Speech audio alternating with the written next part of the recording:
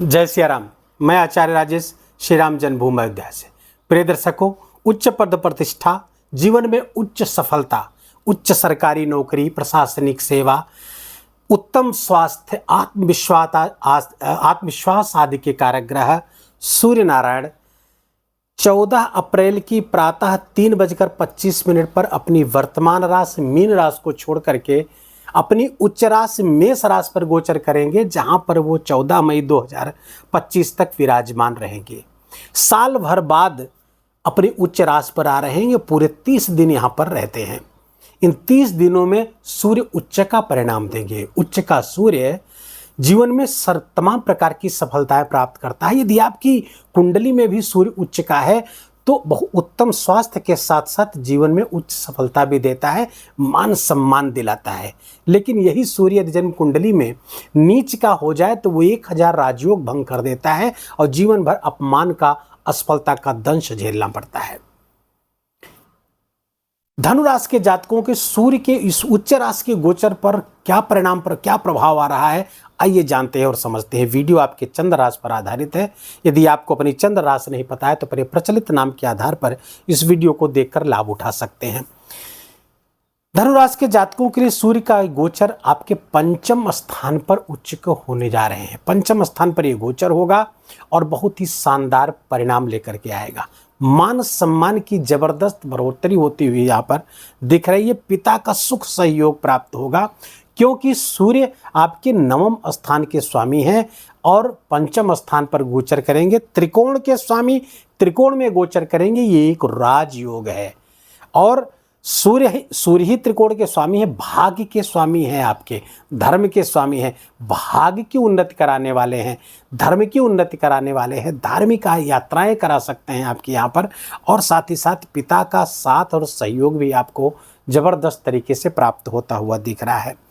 धनुराशि के जातक यदि विद्यार्थी हैं तो उनका जैकपॉट लगने वाला, छप्पड़ फाड़ कर सफलता ऐसे विद्यार्थियों को मिलने जा रही है जो कंपटीशन किसी न किसी प्रकार का दे रहे हैं, उनको जबरदस्त सफलता प्राप्त होगी। धनुराशि के जातकों के जन्म कुंडली में भी यदि सूर्य अच्छा है तो वर्तमान में यदि वो प्रशासनिक सेवा या किसी भी तरीके कंपटीशन दे रहे हैं तो सफलता इन 30 दिनों में बिल्कुल सुनिश्चित है। बल्कि अगर यदि इस कालखंड में आपकी कोई परीक्षा है तो चाहे इंटरव्यू हो या लिखित परीक्षा, सब में आप सफलता प्राप्त करते हुए दिख रहे हैं। पंचम का भाव यहाँ फ्लरिश होता हुआ दिख रहा है। कुछ एक जगहों से बिल्कुल सावधान रहने की ज़रूरत है। पहला नंबर, प्रेम संबंध में जो लोग हैं, लव रिलेशनशिप में जो है, वो उनके जीवन में कुछ खटपट हो सकती है। आपका अहंकार बढ़ेगा, आपका क्रोध बढ़ेगा, आपका एंगर बढ़ेगा, आपका ईगो बढ़ेगा, जिसके कारण से प्रेम संबंध टूट सकता है। आप सेपरेट हो सकते हैं, आप ब्लॉक हो सकते हैं सोशल मीडिया अकाउंट से। तो इस तरह की संभावना यहाँ पर प्रबल कर रहा है। अपने ईगो के लेवल को कम रखें, एक दूसरे की भावनाओं का ख्याल रखेंगे तो संबंध बचा रहेगा। साथ ही साथ सूर्य जब पंचम गोचर करते हैं, खासकर उच्च के होकर के, तो गर्भवती महिलाओं के लिए एक खतरा है। ये जिनका गर्भ अभी प्रारंभिक स्टेज का है तो उनको बहुत सावधान रहने की ज़रूरत है। इसके लिए मैं हमेशा एक बहुत ही ज़बरदस्त रामबाण उपाय बताता हूँ, और वो ये है कि गायत्री परिवार अखिल विश्व गायत्री परिवार की शाखाएँ पूरे दुनिया में हैं। कहीं से भी किसी कार्यकर्ता से संपर्क करके गायत्री मंत्र लेखन की पुस्तिका मंगा लीजिए। सुबह दोपहर शाम एक पेज गायत्री मंत्र लाल पेन से लिखिए। ये जबरदस्त सुरक्षा कवच का काम करता है। न कहे आपके गर्भ में पल रहा शिशु न केवल स्वस्थ होगा, सुरक्षित होगा, बल्कि तेजस्वी भी होगा।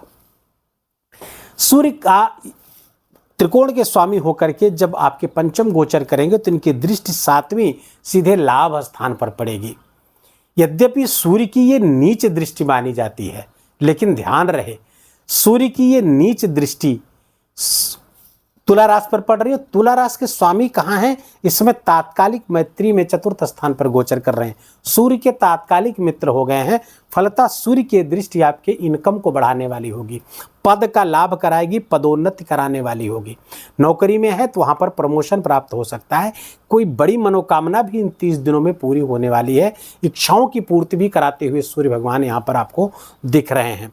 ध्यान रहे सूर्य की भी मंगल नीच के मंगल की दृष्टि एकादश स्थान को जागृत कर रही है, सूर्य की भी दृष्टि वहां पहुंच गई है। फलतः एकादश स्थान एक्टिवेट है, अच्छे से एक्टिवेट है, वहां से बड़े लाभ आ सकते हैं। लेकिन ध्यान रहे कुछ गलत मार्ग भी इख्तियार कर सकते हैं आप धनागमन के लिए, जैसे स्पेकुलेशन वगैरह में, शेयर मार्केट वगैरह के माध्यम से भी आप धन लाभ की स्थिति में हैं, कर सकते हैं। इस तरह के निवेश यदि करना चाहते हैं और आपकी जन्म कुंडली भी यदि इस तरफ आपको इशारा करती है, इसकी इजाज़त देती है, तो इस समय शेयर मार्केट में ट्रेडिंग में निवेश करने का उत्तम अवसर है। इन 30 दिनों में अच्छा लाभ आप ले सकते हैं। लेकिन ध्यान रहे जो निवेश करिए उसे दीर्घकालिक मोड में करिएगा, तब ज़्यादा आपको लाभ प्राप्त होगा। सूर्य का एक गोचर धनु राशि के जातकों के लिए और सूक्ष्मता से समझने के लिए हम थोड़ा सा नक्षत्रों की तरफ चलते हैं। तो पहला 27 अप्रैल तक रेवती नक्षत्र पर गोचर करेंगे।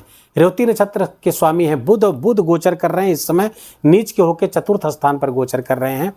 आपके 2 केंद्रों के स्वामी हैं, फलतः आपके करियर में सफलता लाते हुए दिख रहे हैं, व्यापार में सफलता दिलाएंगे, क्योंकि सूर्य यद्यपि यहाँ नीच के हैं लेकिन शुक्र यहाँ पर उच्च के हैं, नीचभंग राजयोग में हैं। फलतः सूर्य यदि बुध के नक्षत्र पर जब गोचर करेंगे तो सप्तम और दशम का प्रभाव बढ़ जाएगा यहाँ पर, और आपको करियर में उन्नति प्राप्त होती हुई दिखेगी। 27 अप्रैल से 11 मई तक भरणी नक्षत्र पर गोचर करेंगे। भरणी नक्षत्र के स्वामी है शुक्र, और शुक्र वर्तमान में उच्च के होकर गोचर कर रहे हैं चतुर्थ स्थान पर, और जब चतुर्थ स्थान पर गोचर कर रहे हैं उच्च के होकर के, तो 27 अप्रैल से 11 मई के बीच में सुख सुविधाओं की वृद्धि होती हुई दिख रही। नया वाहन खरीदने के योग बन रहे हैं, नया घर को डेकोरेशन वस्त्राभूषण का लाभ होता हुआ दिख रहा है। शुक्र के इस नक्षत्र पर जब गोचर करेंगे बहुत शानदार लाभ आपको प्राप्त होगा, भौतिक सुख संसाधन बढ़ने वाले हैं आपके। साथ ही साथ सूर्य 11 मई के बाद कृत्तिका नक्षत्र पर गोचर करेंगे, जो उनके स्वयं का नक्षत्र है, तो अच्छे परिणाम के लिए यहाँ प्रतिबद्ध हैं। कुल मिलाकर के धनु राशि के जातकों के लिए लाभ की स्थिति, खूब लाभ की स्थिति है। खासकर विद्यार्थी, कंपटीशन आदि के क्षेत्र से जुड़े हुए हैं तो अत्यधिक लाभ की स्थिति में आप रहने वाले हैं। सूर्य की इन सुंदर लाभों को और बढ़ाने के लिए, इन श्रेष्ठ लाभों को और बेहतर करने के लिए क्या उपाय करें? तो सबसे पहले तो सूर्य भगवान को अर्घ दीजिए। तांबे के पात्र में लाल चंदन डाल करके और थोड़ा सा गुड़ डाल करके सूर्य भगवान को नित्य अर्घ दीजिए।